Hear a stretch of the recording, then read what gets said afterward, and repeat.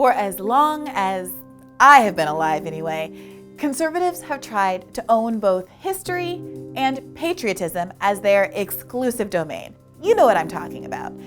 Conservatives often seem to have a heightened affinity for flags and eagles and anthems, as though those things are Republican symbols rather than American ones. I mean, Donald Trump has a penchant for literally embracing the US flag, like hugging it, like a blankie.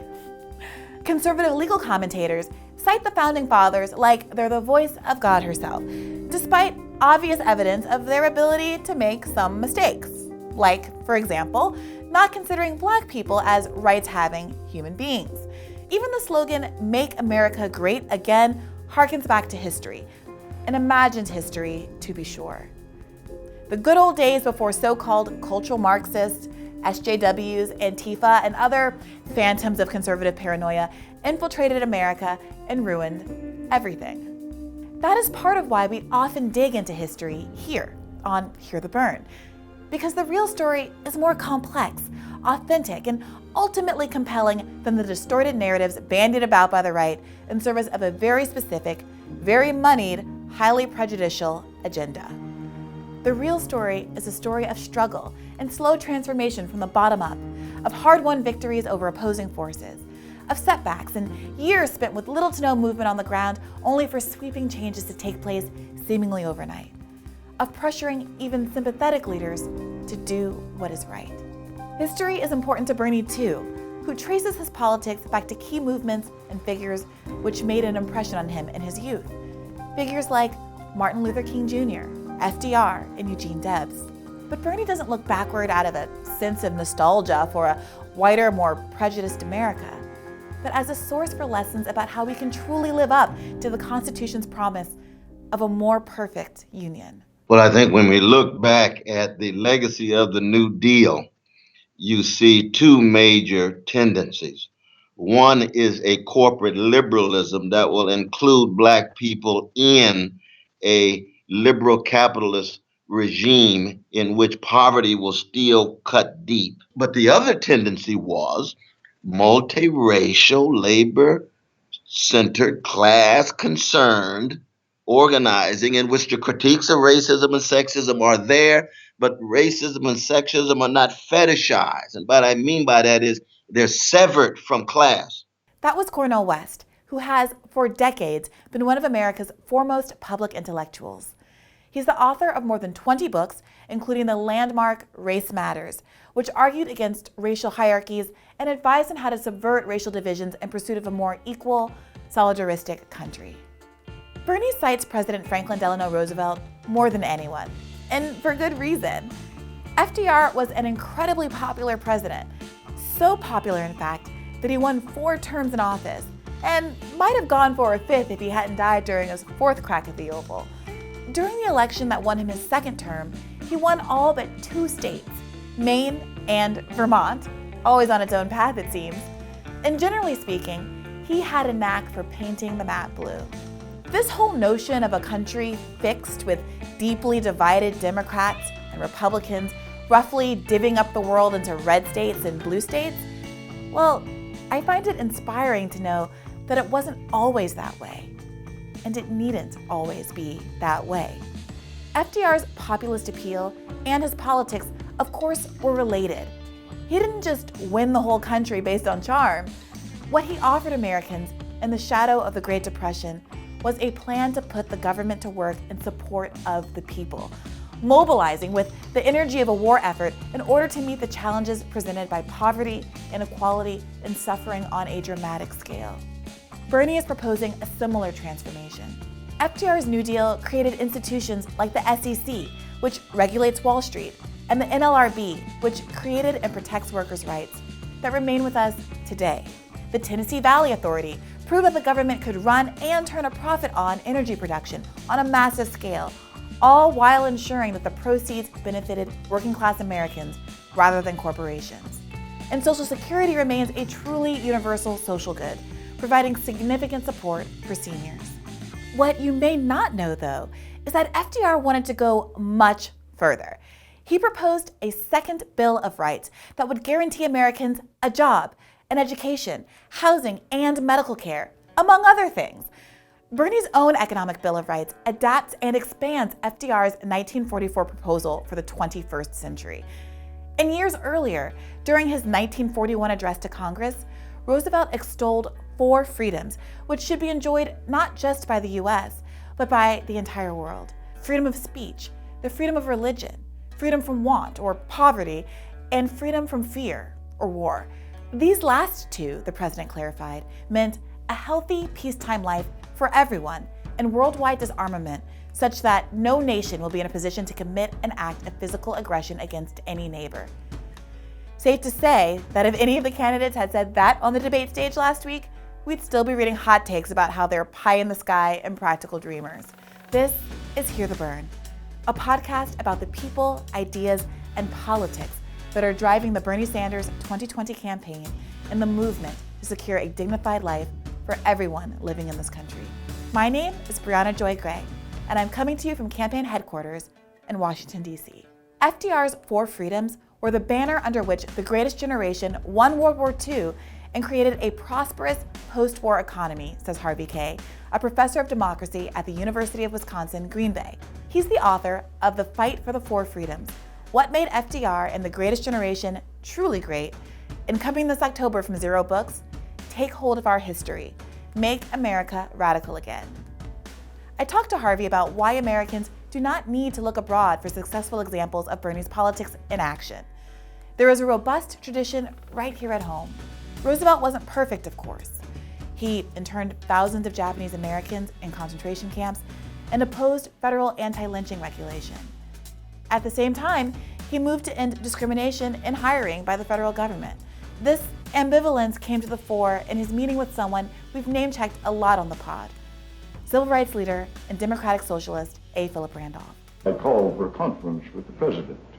The president made, as his first comment, he said, Phil Randolph, we can't have 100,000 Negroes marching on Washington. If anything such as that were to occur, you wouldn't be able to manage them. We might have bloodshed and death. He said, now let us get on to business here and find out what can be done. I was extremely fortunate to have an opportunity to talk A. Philip Randolph, the New Deal, and Black America's role in the labor movement with the inimitable Cornel West in the second part of this episode. So stay tuned through the end. So I'm here with Professor Harvey Kaye from University of Wisconsin, Green Bay campus, who is a historian with a particular insight into FDR and the New Deal, what I'm going to call a New Deal revolution.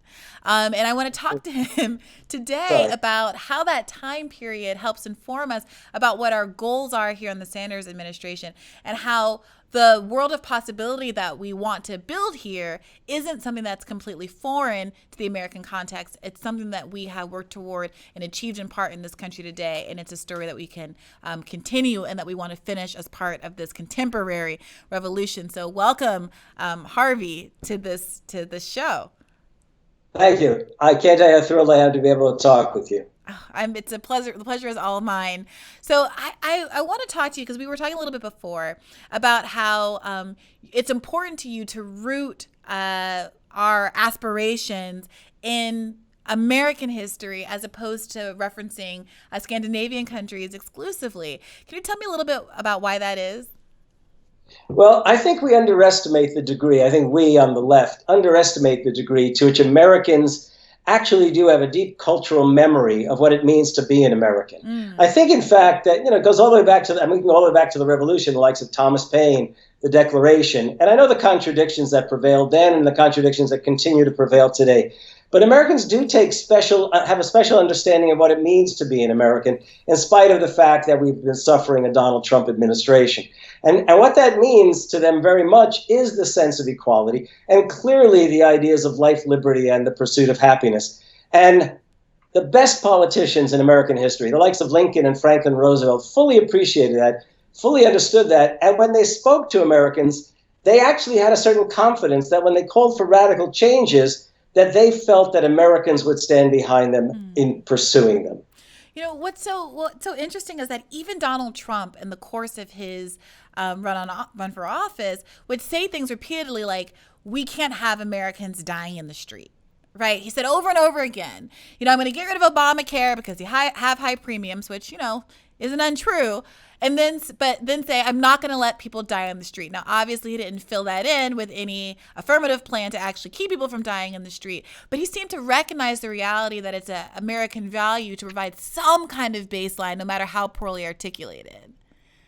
Yes, and I think that is the case. I mean, in his case, we're talking about a liar, but that's something right. else. We're talking about somebody who's a phony. Right. He learned in the real estate industry how to be a phony, and we used to think he was a success at it. We know that actually he's not a terribly great success, but he is a really great phony. Okay, how's that? And I think, one of the things that we need to appreciate is that Americans actually do want to hear what it means to be an American, and they want to hear notions, even if we don't use the terms of solidarity, of helping others, because it, not to put it crudely, but it does enhance American life generally.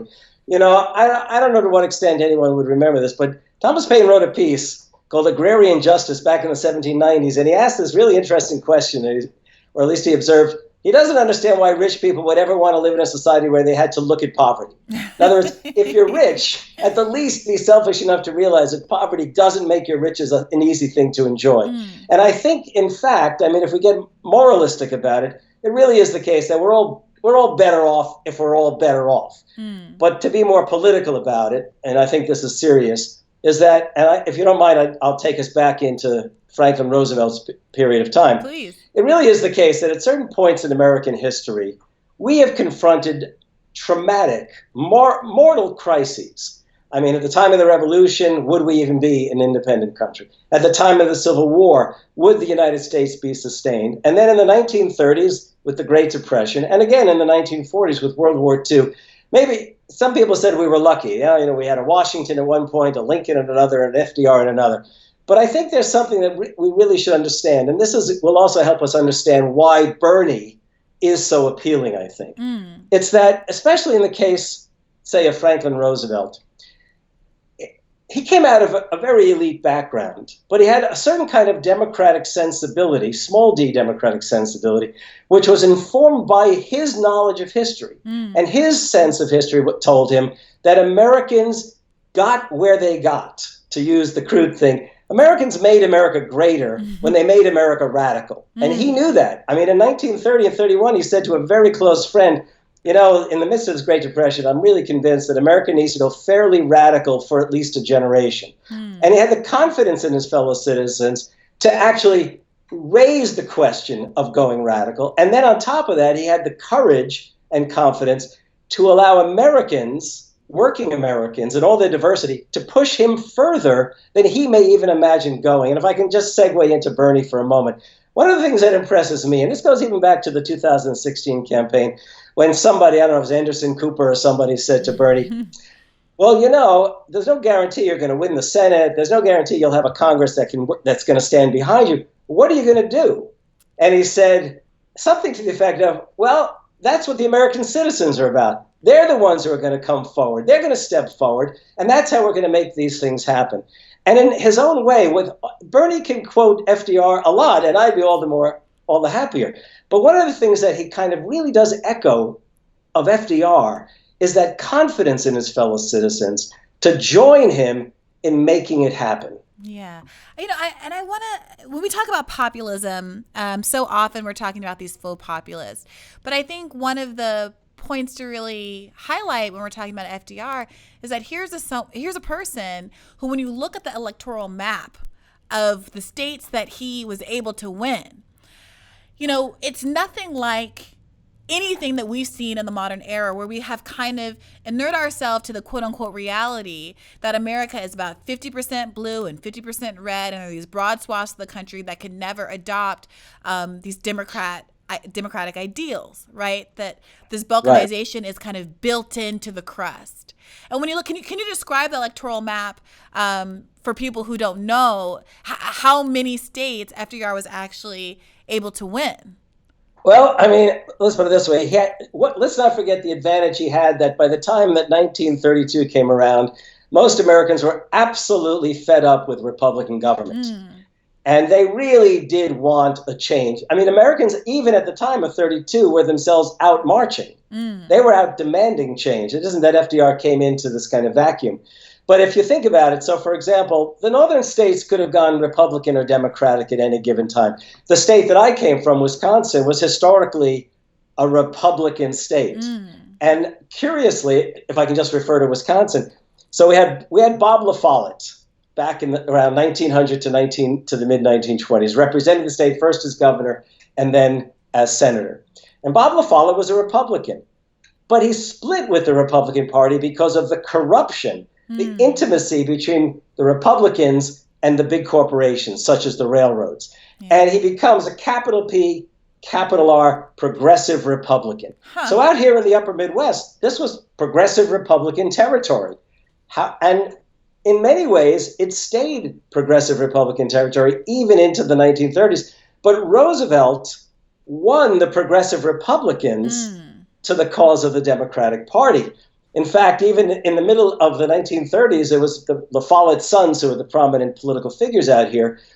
In the head. Franklin Roosevelt actually, not to cause too much of a ruckus, turned his back on the Democratic Party in Wisconsin and embraced the progressive Republicans because they were the progressives. So the upper Midwest was Republican, and he had to win over farmers. He had to win over the standard Republican Main Street folks. Similarly, out west, it was not unusual to have, again, this possibility of Democratic candidates or Republican candidates winning. California was by no means a Democratic state. Down south, it was Democratic because it was one-party rule, essentially white supremacy.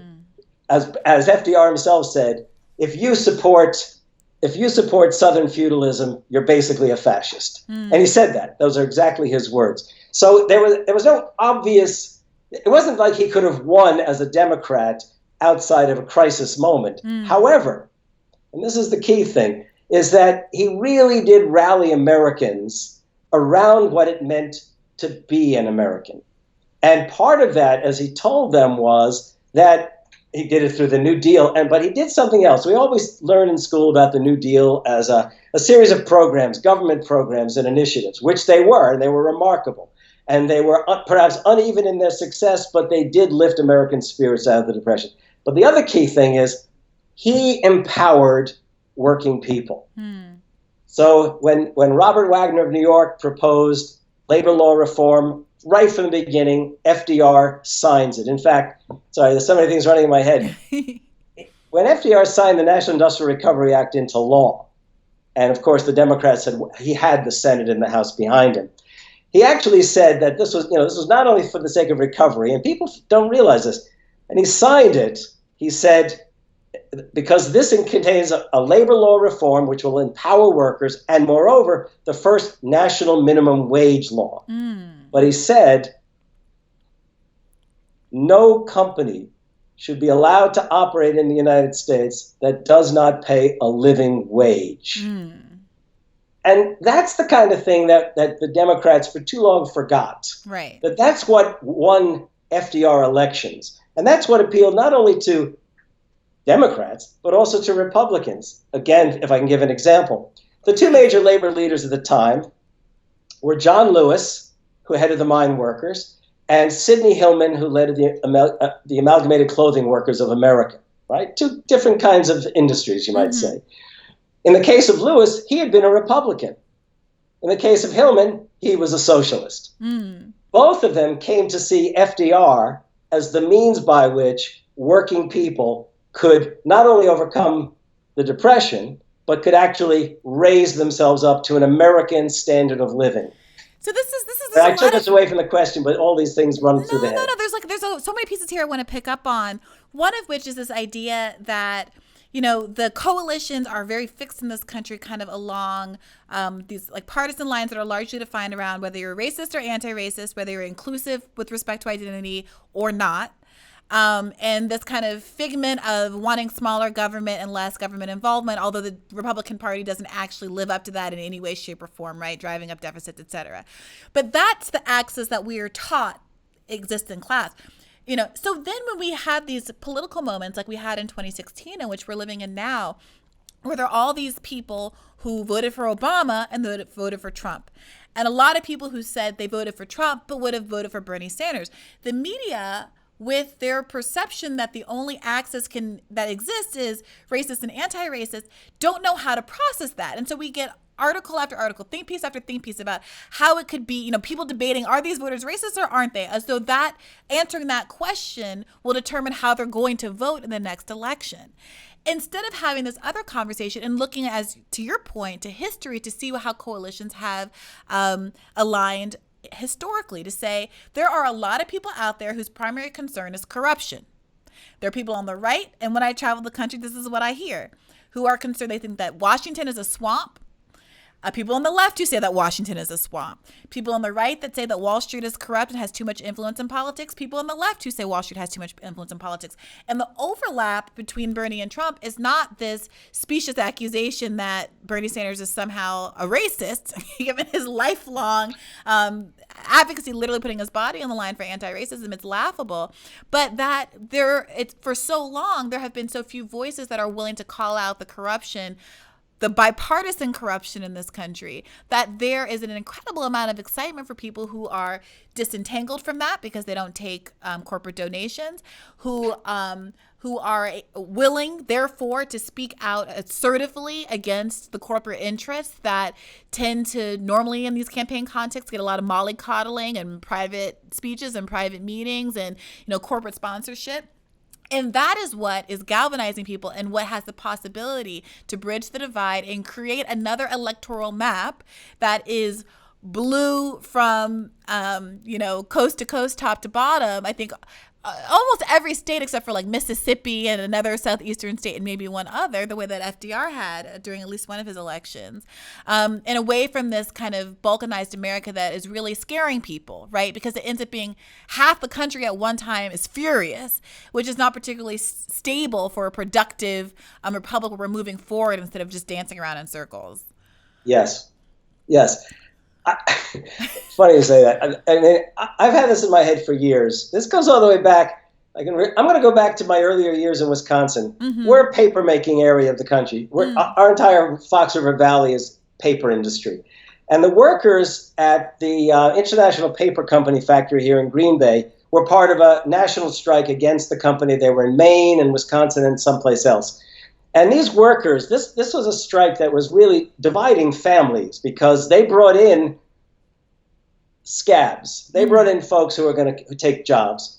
And who do you think was the one Democratic figure who came to Green Bay to talk to the workers? Jesse Jackson. Now, I can tell you, this was not a part of the country with a very sizable African-American population outside maybe of the Green Bay Packer football team. And when Jesse Jackson left Green Bay after having thrown his support to those workers, there wasn't a single one of those guys who might not have walked in to a ballot booth and cast a ballot for Jesse Jackson for president at that time. I mean, what matters is that whether you're white or black or brown or whatever, you want a decent standard of living and you want your family to prosper. And in fact, we can build coalitions, as you and I know, around just that kind of thing. Mm-hmm. And, Wisconsin, having historically been a Republican state, nevertheless, over and over again recently had gone blue in presidential elections. And in 2016, there was an interesting survey that came out, and I have a feeling the media didn't want to pay attention to it. The survey asked Americans what kind of change they wanted. And basically what they discovered is the overwhelming majority of Americans wanted radical action, by which they meant serious, progressive action to address inequalities, to raise wages. I mean, all the things that working people of whatever color, whatever hue, whatever heritage you are, wanted. Now, Bernie Sanders was that candidate, and he won in Wisconsin. Yeah. Donald Trump pretended to be that candidate. Okay? But, I'm repeating what we all know. What states did we lose? Wisconsin, Michigan, Pennsylvania. I mean, one could hope not only that intellectuals learn and the media folk learn, but maybe the Democrats ought to learn that what matters is what working people aspire to and how they can be mobilized around what it means to be an American, and also the very basic questions of how well off are you? Can you afford the necessities? And what kind of security do you want in the future? You want economic security. You want environmental security. You want to know you can send your kids to college. I mean, there's a million things running around in my head that I could quote from history along those lines. And that's what we're talking about when we talk about, to be clear, an economic Bill of Rights, right? We're talking about this idea that freedom, which has so often been limited in a kind of like a right-wing worldview as these positive freedoms. And by that we mean things that we can kind of do in the world, right? Like I can have my gun and have the freedom to use it as I want without looking at the negative freedom of being free from gun violence, right? Free to walk the streets and not afraid to be hurt. And so you can say, in America, I'm free to earn money and to get as rich as I want without considering the negative freedom of like wanting to be free from poverty and want, and the fact that the money that is being made off of the stolen wages of people who are working very hard, equally hard, harder, but who are not being paid the value of their labor, right? And so part of this project, when we're talking about a Bill of Rights, is to start to flip the freedom narrative and highlight those freedoms which have been broadly ignored because they come at the cost of, frankly, the rich and the powerful in this country. Right. And I think that's what you're talking about when you're talking about how FDR was able to connect with what people understand, I think, intrinsically, morally, whether it's through a spiritual tradition or just a humanistic tradition, that there is a basic value to being a human being, and that the government should facilitate and respect that, and at the very least protect us from independent private institutions that would try to strip us of those freedoms. Yes. You know, I speak of FDR. Many people don't realize that FDR didn't just sort of spout the four freedoms in 1941, freedom of speech, freedom of worship, freedom from want, and freedom from fear, as if he was the only one who was thinking along those lines. Right. He had just led the nation through 8 years of New Deal struggles against corporations, corporate powers that be, and Republicans. And even in many cases, even Democratic reactionaries in the South, the white supremacist South. I mean, the white supremacists in the South, they wanted the money of the New Deal, but they didn't want the possibilities that the New Deal might actually bring an end to Jim Crow. Right. But so when he spoke those four freedoms, he knew that Americans, it was as if he anticipated what they were anticipating, that they wanted to hear what the vision was. And indeed, he rallied Americans around that to pursue World War II. And by the way, for all of the tragic mistakes made of the Jim Crow military and the internment of Japanese Americans, we shouldn't forget that 1 million African Americans served in favor of the fight for the four freedoms, and 22,000 Japanese Americans who actually served in a combat unit, was the most decorated unit in World War II. Americans refused to be denied the status of Americans. But here's the key thing. Yeah.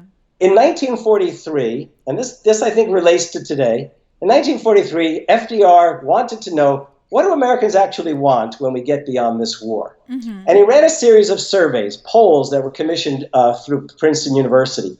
And what he found out was whether you were Republican or Democrat, 85% of Americans wanted to expand Social Security to include national health care. Similar kinds of figures, if not higher, wanted programs that would guarantee education as far as you sought to pursue it and were qualified to pursue it. In other words, he wanted to guarantee health care, housing, food on the table, a job for every American. Yeah. Americans wanted it all, 85%. So when he gave the Bill of Rights speech in 1944, he was speaking on behalf of his fellow citizens, not on behalf of his presidency alone. And he wasn't so confident that they would be able to enact a new Bill of Rights because Southern Democrats were convinced that would undermine Jim Crow rule, and Republicans were absolutely afraid of the possibility that democratic liberalism, or as we would think of democratic socialism, might actually transform America so radically they'd never get elected again. Well, I'll add one other thing which people don't realize. In 1944, FDR met with his former Republican opponent, Wendell Willkie. And they actually talked about founding a new political party. They talked about creating a liberal party. And Willkie said to him, what are you going to do about the South? You're going to lose the South. And he said, let them go off and join with the conservative Republicans if they want. We need a liberal party. Well, they didn't end up pursuing it because Wilkie died. FDR passed away before the end of the war. But what it is that there's this vision that comes out of the FDR years that sets a possibility that actually sustains Americans for some decades. And as ugly as the civil rights struggle had to become to win civil rights and voting rights, as hard as it was to pursue the rights of equality for men and women, the fact is that vision is sustained. And all the way through the 50s, a majority of Americans still wanted national health care. Yeah. And in the 1960s, of course, we at least finally enacted under LBJ, who was himself a New Dealer, Medicare, Medicaid, voting rights, civil rights. So there's that arc. And I think Bernie, if you don't mind my pitching Bernie here. Don't mind at all. I think Bernie realizes that underlying understanding of what it means to be an American, and that American democracy requires extending democracy. Mm. There was a progressive writer, journalist, Henry Lloyd. I always get it, Henry Lloyd Demers, Henry Demers Lloyd. That's it, Henry Demers Lloyd. Back in 1900, who said, if you want to defend the rights that your fathers won for you, you have to create new rights for your children. And I think FDR understood that. And I honestly believe that Bernie understands that better than all of the Democratic candidates. Yeah, I do think that there's a strategic component to these universal programs and being increasingly inclusive and helping broader groups of people that often gets written off as somehow a deficit, right? They say, oh, these programs overextend. They cost too much. They are too broad. They help people who aren't exclusively the most desperate, completely ignoring the political shielding that's built into a program that because it helps everyone is invested in it, and then they protect those same programs. And that is exactly what the strength of programs like Social Security that are broadly popular. But before we go, I really want to talk to you specifically about the New Deal, because to so many people who even believe in the promise and the ideals behind something like the Green New Deal, there is this skepticism. We've had decades and decades of politicians on both the right and the left telling us, no, we can't have nice things. No, we can't pay for it. Nothing transformative is possible. We have Joe Biden saying nothing will fundamentally change in my election. How can the New Deal, and maybe you can think of a specific example, whether it's the TVA or some other specific project that was implemented then, how can that be a model for people to understand how quickly we are able to mobilize and change how this country works for the greater good in exigent times like we're living in now with respect to the climate crisis? Well, first of all, let's not underestimate young people. That's the key thing. Let's not underestimate young people. So, I'm going to say something which Democrats might not like to hear, okay? When Obama ran in 2008, I can tell you that even in 50% Republican Wisconsin, my students, first year to fourth year students, they were so excited. First of all, they would have voted for any Democrat, but it was all the better that they were mobilized, regardless of the background, around the Obama presidency. And I said to them, look, he's telling you, yes, we can. If we really can, then the first thing he needs to do is launch 100 days that doesn't just propose things, but that mobilizes your energies. For example, if he's smart, what he'll do is he'll say, I want to guarantee public higher education, free public higher education to every student who is willing on graduation to serve 2 years in some kind of public internship, not unlike everything from the CCC to to some kind of WPA or PWA kinds of projects. Sorry about the alphabet letters. Well, what happened? He wins. My students were left hanging. In other words, there was no mobilization of all this youthful energy. So I think what the New Deal tells us, and this is the thing, question of money aside, we know we have the money. They've been giving it away to the rich people for years now, okay? Right. What we fail to consider is the New Deal is not just a set of government programs. It requires mobilizing young people to fulfill to enable them to fulfill their aspirations, to fulfill their desire to have meaning in their lives, but also to empower working people. And by the way, I'm going to say it again, people should pay very close attention to the program that Bernie Sanders is offering, because this is very much a 21st century New Deal that we need. Look, we've been in crisis for maybe 45 years. Our inequality is completely out of control. Rights are under siege. Workers have lost rights. Women's bodies are under siege. And we know all these things. The time is now for very serious, progressive, radical, democratic, socialist action. And Harvey, for people who genuinely don't know the history, who we say, oh, we've done it before because we did the New Deal. Like, this is the New Deal. Like, we can do it. Like, for people who literally don't know or have no sense of the scale and scope of the mobilized, can you drill down and give us like just some kind of example that helps us understand? You know, people talk about, for instance, you know, the nationalization of energy, and that sounds really scary to people, and oh, it's government controlled. This is like Venezuela, et cetera, et cetera. But we've had examples like the Tennessee Valley Authority, which has been a profitable, but first and foremost, useful in terms of like to meeting the needs of what was one of the poorest and underserved areas in this country, in the Tennessee Valley. But then also turned a profit, was self-sustaining for the government, and it was economically beneficial to the community that was in. And that was something that was built together by community members in the government in a partnership in just a few years as part of the New Deal. So are you able to help us understand the scope and scale of what was accomplished by just kind of pointing to some of these New Deal projects yes, that I people might can. not know about? Let's use the example of this whole question of the TVA. And by the way, there's the TVA, the Tennessee Valley Authority, which was to create energy, to provide jobs, to fight the diseases. It was a terribly poor area of the country, the Tennessee Valley Authority. And what they proved is they could do all of that by mobilizing people's energies and by mobilizing resources. But let me give you a key thing. Associated with that initiative, a few years later was enacted a law that created the Rural Electrification Administration. Okay. I don't think Americans quite realized what the situation around the country in rural areas was like. 9 out of 10 farmers did not have electricity. Wow. Now, if you put it on a grand scale, you could say, well, that means they didn't have power to walk into a house and turn on a light switch. It also meant that out in the barn, all you had to do was kick over a lantern and you're going to have a barn fire. And FDR was fully aware of this, and I could give you a whole number of reasons why. His first concern quite often was rural areas. So they launched this initiative, and in the course of the Rural Electrification Administration's period, several 100,000 farms were provided with electricity by setting up public co-ops all across the South and through the Midwest.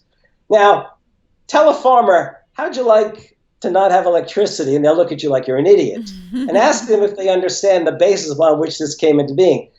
It's amazing they don't vote Democratic all the time. The point is that we know that, and by the way, the reason they had to do it through public initiative was that the big electric utility companies refused to do it. They figured they couldn't make money on poor people. Right. Why bother to supply electricity? That's what it was all about. And this is a story that Does that get it? I'm sorry. Does that get at the question absolutely. you asked? Absolutely. And this is a story that has some contemporary roots, right? With a story that gets told about Bernie Sanders in Burlington, Vermont, where they apparently had their last kind of chain corporate grocery store closed because it wasn't profitable enough, according to the company, to be worthwhile to provide this community a place to buy groceries. And so what ultimately ended up happening is they organized a co-op. And of course, that co-op not only successfully met the needs of the community, it in fact turned a profit and was able to actually revitalize the community and the people who were invested in it, right? And you are from Green Bay. And correct me if I'm wrong, but the Green Bay Packers is a cooperatively owned football team. I don't know how I can't tell you how happy I am you asked me that question. I'm thrilled you asked, okay? For a start, the Green Bay Packers have always been a fan-owned team. So it's a trust that owns it. So when stock is issued and you buy into it, you do it as a community gesture. There was a New York Times columnist whose name I'm forgetting. It was about 15 to 20 years ago. The headline in the sports section, you'll love this: "Socialism is alive and well in Green Bay, Wisconsin." It was fabulous. Yes, we're essentially a cooperatively owned team. I mean, it's still a big bucks team. It still has to operate in terms of the corporate world of the NFL. But I'll also add, the NFL now has a rule that no team can be organized on the basis of the Green Bay Packers. No. Absolutely. By the way, I don't know if everyone realizes how small a city we are. Can I ask you if you know how small a city we are? Oh, dear. Is it bigger or smaller than South Bend, Indiana? Okay. See, I don't know. How big is South Bend, Indiana? I hear it's like 100,000. It's not We're very 100,000. The city is 100,000. Okay. And we have the best team in the NFL. Yeah, that's amazing. That's amazing. Well, look, Yeah. I'll leave you on that and the testament to the power of community-owned and advanced enterprises, the power of the people. It's been so thrilling to talk to you today and to talk to someone we have such mutuality of spirit and enthusiasm, like so much positivity about the world that we can create, because it's a world that we're in the process of creating. We've already achieved so much. So I want to thank you for your time, Harvey. And Thank you very much. This is a pleasure talking to you again Thanks. soon, because we have so much to cover and there's so much to learn. I'm in the process of learning more and more about the New Deal myself every day, and you're such an amazing resource. And so thank you again. Great. Thank you. Its second Bill of Rights, under which a new basis of security and prosperity can be established for all, regardless of state or race or creed. Dr. West, I'm so heartened to be able to talk to you today, because we talk a lot on this podcast about the ways that the labor movement and the civil rights movement have been entwined, right, and informed each other. And I think that there is a kind of a lack of awareness about the role labor has played in creating equality in this country, because it, of course, hasn't done a complete job. Right. And there are times at which historically marginalized groups have been left out of that equation. But I want to talk to people, and I would love for you to help our listeners understand a little bit about the origins of the civil rights movement and figures particularly like A. Philip Randolph and their roots in the labor movement, and how labor can provide an example of how we can move towards substantive racial equality as well as economic equality in this country. Well, one is, I think it's very important to begin with the notion that you cannot talk about race in America without talking about class and the various ways in which economic inequality have gone hand in hand with racial inequality. I'd say the same thing about gender as well. And therefore, when you talk about the struggles for Black freedom, you're talking about the struggles of working people who are Black, of poor people who are Black, who are dominated by capital, who are dominated by economic elites who are trying to ensure that they extricate various kinds of profits out of the wealth produced by those workers. And so going back to slavery, that was a capitalist operation, though it was pre-modern conditions because it was not industrial, it was not urban, but it was still capitalist because they were making huge profits based on the labor of the wealth produced by those enslaved Africans. Similarly, so during Jim Crow, but it's a very different situation with vis-a-vis white ethnics who have arrived, the Italians, the Poles, and other Jews and others who have arrived. But it's still a capitalist order. And in fact, it's actually imperial order in terms of the Spanish-American War, in terms of indigenous people's land being dispossessed and indigenous people being subordinated and degraded. And so it's impossible to really come to terms with issues of race unless you're wrestling with class. And this is what is so very important about the Bernie Sanders campaign. This is why it's historically unprecedented. This is why it constitutes such a threat to the powers that be, especially the establishments in both Republican parties and Democratic parties, because both establishment and both parties have been tied to capital, be it corporate elites, be it Wall Street, be it the 1% who have a disproportionate amount of wealth and a disproportionate amount of power in our society. And I think it's no accident at the very moment, at this crucial moment, where the Democratic Party lives in the age of Bernie Sanders. It lives in the age of Occupy, in the sense that the party must come to terms with wealth inequality, Medicare for all, must come to terms with student debt being eliminated, must come to terms with high quality public schools and high quality public housing. And so you get an anybody but Bernie effort in the Democratic Party establishment because he has the guts, the vision, the courage to acknowledge race and class and gender go hand in hand in his critique of Wall Street. His critique of the greed at the top constitutes the major challenge in this particular election. And it goes back really to probably, if not Henry Wallace in 1948, Eugene Debs in 1912. We have not had a candidate who had any popular visibility, who understood the relation between race and class and gender and even militarism abroad, which is another issue, but they're all tied together. Of course, Martin Luther King Jr. understood this so well in the last years of his life.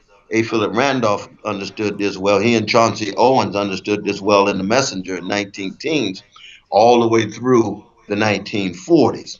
And I'm thank God for you, Sister Briahna, because you understand this well as well in terms of your magnificent work, both with the campaign as well as with Intercept. Well, I appreciate that. I appreciate that very much. I was hoping that you could perhaps explain to listeners who might not know about that legacy, who might not know as much about A. Philip Randolph, for instance. When we look back to the early part of the last century and the accomplishments that were achieved by these figures, what is the relationship between labor, people like A. Philip Randolph, who were unionizing sleeping car porters, for instance, and civil rights. We know that the March on Washington was a march for jobs and freedom. But sometimes when we're talking about that, right, we don't always, history doesn't always include the extent to which civil rights was bound up in that labor history. And the labor history itself has been erased.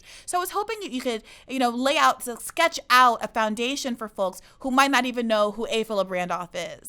Oh, A. Philip Randolph was born in Florida. He's one of the great democratic socialists. He's one of the great labor activists. He founded the sleeping car porters, but at that time, of course, the labor movement was so deeply racist that they would not embrace his attempt to connect race and class.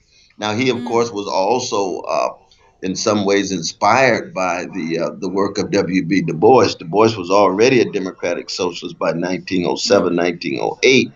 He understood the relation between organizing Black people against Jim Crow, against American apartheid, but also organizing at the workplace. The workplace is a site of relations of power. It's asymmetric relations of power at the workplace between bosses and workers. And A. Philip Randolph, and he was not alone, though.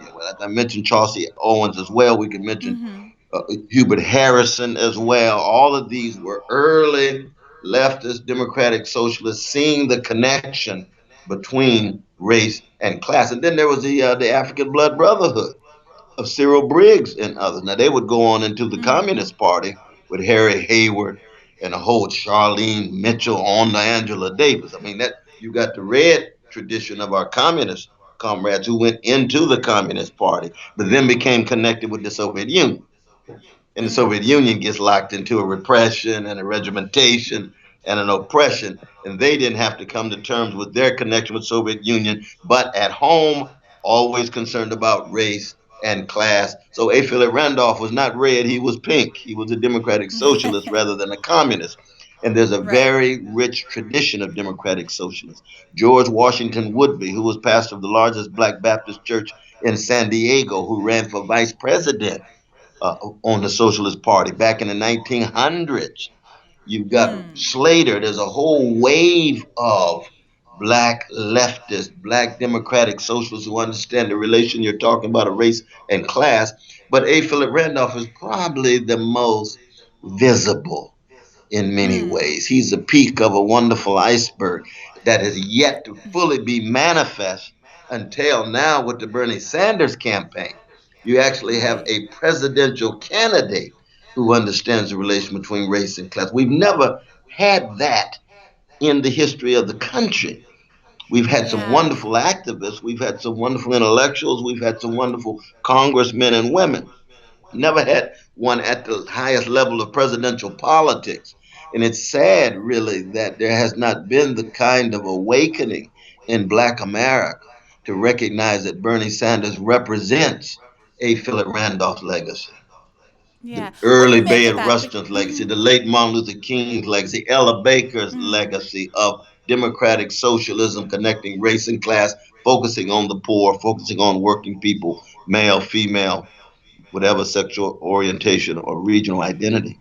So I'm curious. I'm like, I want to know what you make of this because, a lot of my writing was about why it is that class has been, underemphasized, shall we say, in contemporary narratives, right? And why it is that it's not obvious to everyone what the power is in actually combining both race analysis with the class analysis to achieving some of these broader goals. And so I wonder what you make of the kind of disconnect between, you know, I think actually a lot of Black Americans, and when you look at polls, actually do see themselves reflected in Bernie Sanders' message, especially younger Black Americans who are more cynical about the power of capitalism on its own to save us, right?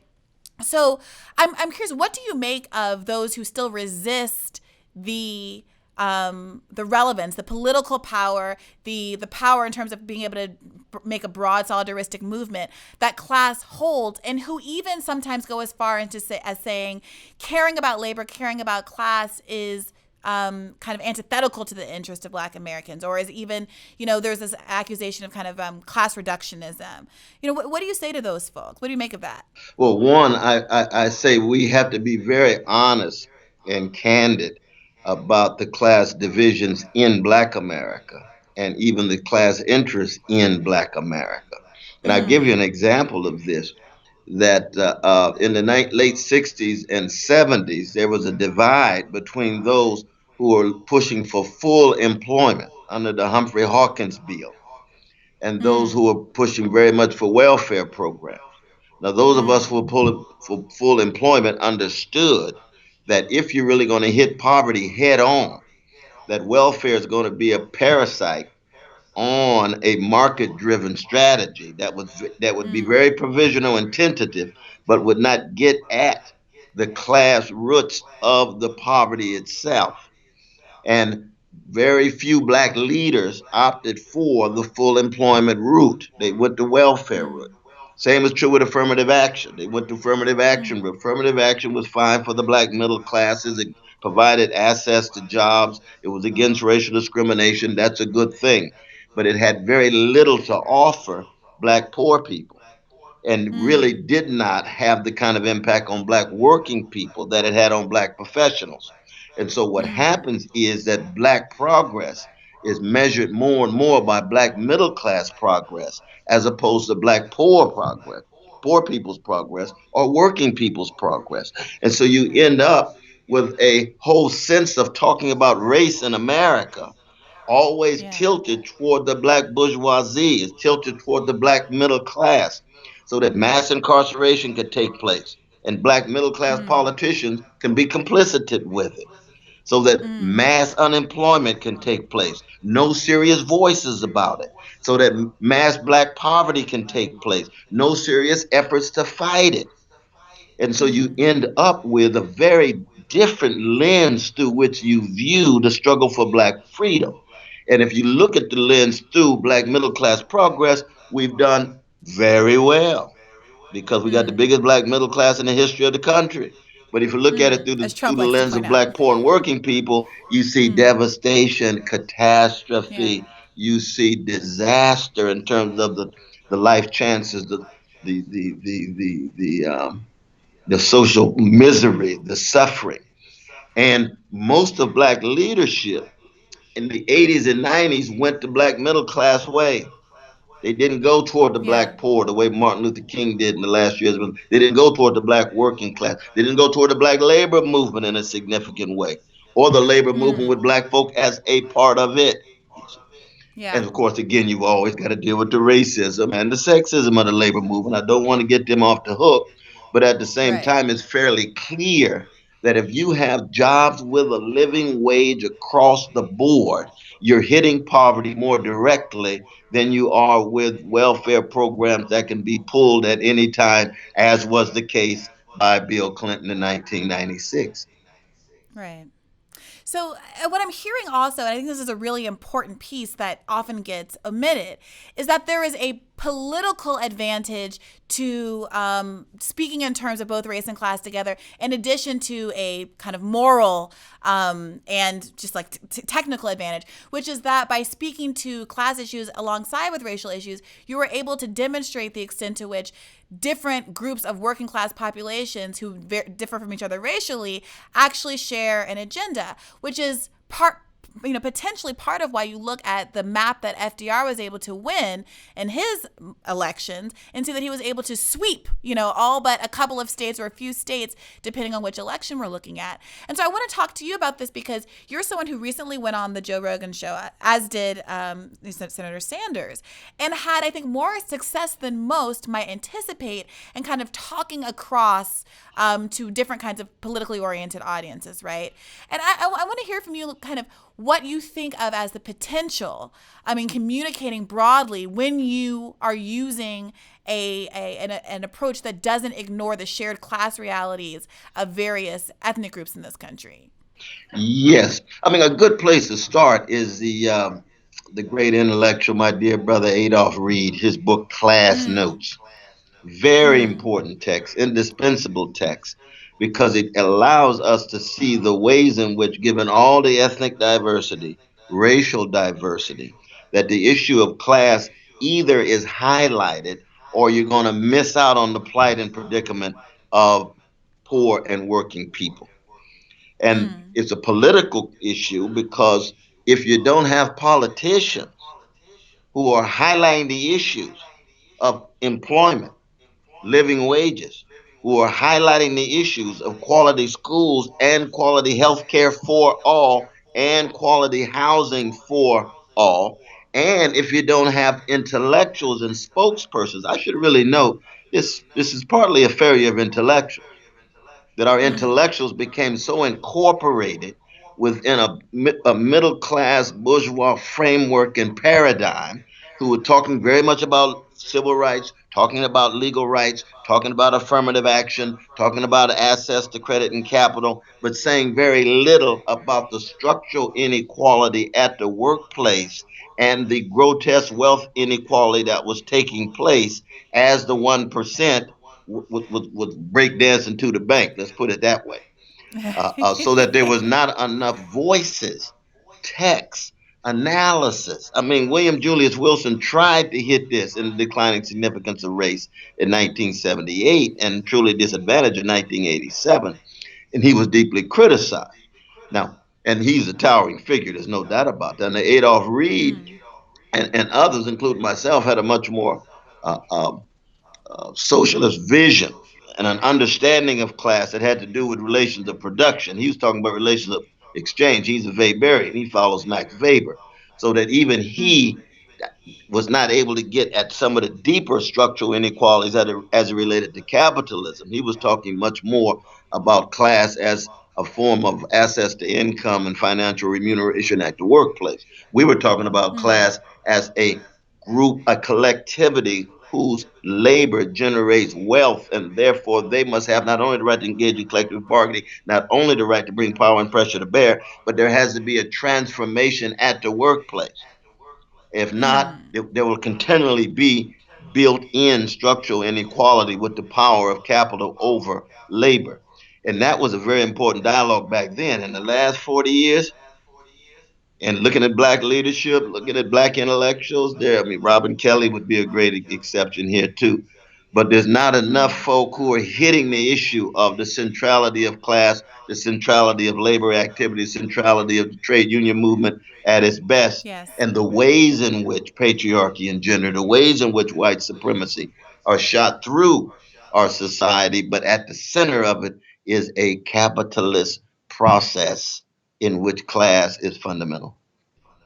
It can be frustrating to hear certain words become popularized, like intersectionality and structural change, at the same time that the same people who often are speaking that language ignore class as a part of the structural dynamic that is keeping marginalized people marginalized, and who talk about intersectionality without an understanding that class is one of the intersectional factors along with race and gender, etc., that need to be examined. So I really appreciate you coming in and talking about this with me today. And I know our time is limited, but before we wrap up, I just want to ask you about kind of this theory of change question, right? You've supported Bernie Sanders in 2016 and also now going into 2020. And people have been asking, why Bernie now that so many other candidates have adopted portions of his policy from 2016? And we can talk about the extent to which we kind of believe in their commitment to various aspects of it, who have generally moved much farther to the left than they were in 2016. And one of the things we say is the campaign a lot is to talk about like movement politics and what it means to say it's not me, us, and having an understanding that one leader alone, one president alone, isn't going to be able to change the entire country without a movement of people rising up behind him and exerting certain kinds of political pressure. And so looking back to the model of the 1930s and 40s, looking back to the New Deal era, what lessons can we learn about how change was achieved then that will help to inform people as to why Bernie Sanders is the best candidate for 2020? Well, I think when we look back at the legacy of the New Deal, you see two major tendencies. One is a corporate liberalism that will include black people in a liberal capitalist regime in which poverty will still cut deep, in which the labor movement will still be under great suspicion. Because keep in mind, with the Taft-Hartley that kicked in immediately after the death of FDR, a matter of 6 or 7 years. It was a vicious attack on the trade union movement because the organization was advancing so quickly. It was intensifying in terms of the scope, with strikes, with various unbelievable, courageous acts on behalf of labor activists. So the Taft-Hartley was a right-wing attack on the trade union movement because what the last thing they wanted is what Bernie Sanders represents, which is a multiracial, class-centered, highly sensitive to white supremacy and male supremacy and homophobia and anti-Jewish, anti-Muslim, anti-Mexican, and anti-Asian sensibility, but multiracial alliance. That's the last thing the powers that be wanted. So the corporate liberalism said, we will incorporate and include black middle class folk if they become part of the class hierarchy. So once they become successful, hardly say a word about poverty, hardly say a word about Wall Street domination of the economy, hardly say a word about the trade union movement, and not support the Free Choice Act, for example, just 10 years ago when it was promised. You see what I mean? This is a Democratic Yes. Party that is so tied to capital, so tied to Wall Street, that during the campaigns it will make some progressive speeches. But when it's on the ground, they support Wall Street. They don't support the trade union movement in a serious way. When there are strikes, wildcat strikes, you hardly get a word out of the Democratic Party leadership. This is true when they're in the White House. This is true among their leadership in the House. But the other tendency was multiracial, labor-centered, class-concerned organizing in which the critiques of racism and sexism are there, but racism and sexism are not fetishized. And what I mean by that is they're severed from class, so that the Yes. black middle class can rationalize their entree, even as the masses, the black masses and poor masses, are excluded from access to resources. And that Yes. battle was a battle in which corporate liberalism won and neoliberalism took off thereafter. And we're in the end of the neoliberal era to the degree to which it's clear neoliberalism of the Democratic Party cannot deliver for poor people and working people. The saddest feature of 2016 was we had the most progressive presidential candidate in the history of the country, and the most progressive community and constituency in the history of the country, black people, did not support him. And that's what the historians are going to say. What happened? Black people used to be the most anti-war, used to be the most pro-class, struggling against poverty, the most progressive, struggling against racism and white supremacy, struggling for public education, struggling for public health, and so forth. But no, we failed. We failed because the neoliberal elites were able to mobilize black people and convince black people that multiracial coalition around issues of class and race and gender, and I would add empire too in terms of being anti-militarism here, uh, uh, failed us. And Martin Luther King Jr. and Ella Baker were crying in their graves as black people did not embrace Bernie Sanders the way in which they should. This time around, we hope is going to be different. And that's why you and I and the rest of us are doing all that we can to promote this cause. It's not just a matter of a candidate. We love Brother Bernie Sanders. He is a vehicle. He's a conduit. He's a medium of the best of the country. He's still a human being, but it's his cause. His heart is in the cause of empowering poor and working people at a moment in which fascism is creeping on the right, escalating, a moment in which the Democratic establishment is in a panic, looking for anybody but Bernie, trying to hold on to some neoliberal candidate. Yeah. Well, that's incredibly powerful, and I'm so glad that we're doing this work together, and we are making strides already. I think name recognition was an aspect of it last time around. Absolutely. Mainstream media certainly isn't doing any favors in telegraphing the extent to which Bernie Sanders is picking up the mantle of these figures that we've just discussed, like A. Philip Randolph and Dr. Martin Luther King. So I appreciate you continuing to be a loudspeaker for these perspectives, given how well respected and powerfully eloquent a communicator you are, and I look forward to many more of these conversations. Well, Thank you. I salute you. I salute the work that you are doing, and most importantly, it has been your generation, not mine. It's the older folk, and especially the older black folk, who have been tied into the neoliberal politics of the Democratic Party.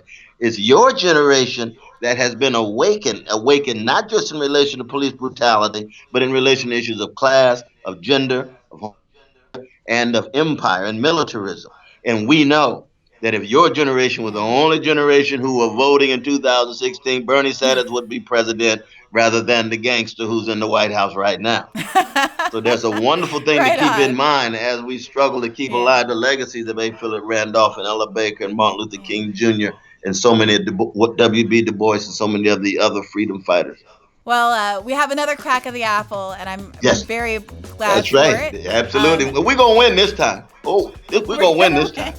Oh, yeah. We are. I'm glad to be yours in the struggle. Thank you, Dr. West. Stay strong now. That's it for this week. Let us know what you think at hearthebern@berniesanders.com, or send us a tweet with the hashtag #HearTheBern. If you haven't already, please take a moment to rate, review, or like us on Apple Podcasts, SoundCloud, or wherever you're listening. As always, transcripts will be up soon. Till next time.